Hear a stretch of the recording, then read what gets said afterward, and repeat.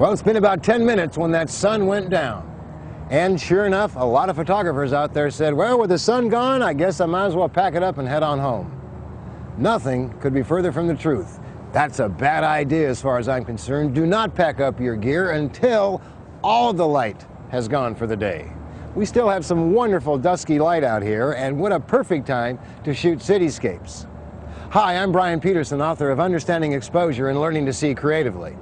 I'm going to show you a very simple exposure technique that assures you of each and every time, no matter where you are in the world, that you will get the perfect exposure of the cityscape. But the key is, when do you start to look for the correct exposure, and when do you shoot the perfect cityscape?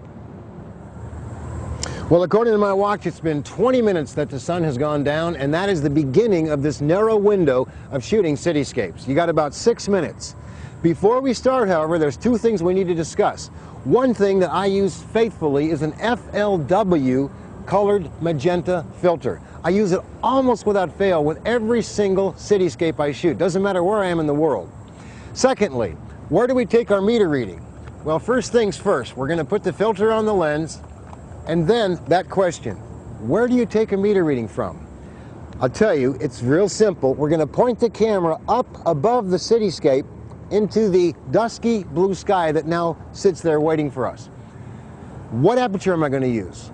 Do I have any depth of field concerns? In this case, absolutely none, because everything's at the same focus distance. Therefore, I'm using, as you may recall from other video streams, the aperture of who cares, f8, f11. In this case, I'm at f11.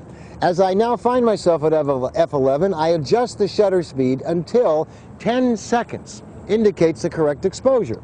I therefore am all set up, ready to go, and recompose the scene.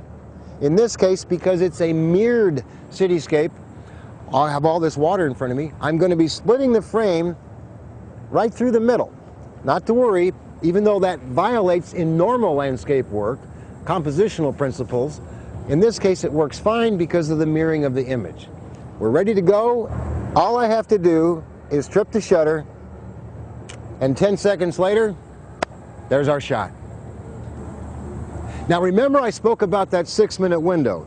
I have about 6 minutes to keep shooting. I could be shooting a vertical here, I could change lenses, try maybe a different composition altogether. But my point is, you got to work fast, okay? 6 minutes is not that long of a time. Now some of you may say, well, what's the big deal? It's a night shot. The city building's lights will be lit up for several hours. Yes, that's true. But as you will discover here, in a few more minutes, that sky is going to go black. You be the judge. Take a look at the shot again that I photographed during that narrow window with dusky blue sky, and you compare it now to what is essentially a black sky. Which one of these images do you feel is far more compelling? If you're like most of us, that dusky blue sky has phenomenal contrast against the city skyline. The black sky, it just goes flat.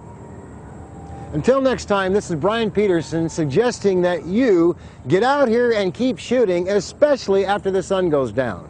Hey, if you got to put dinner off for a half hour, it's well worth the investment of your time.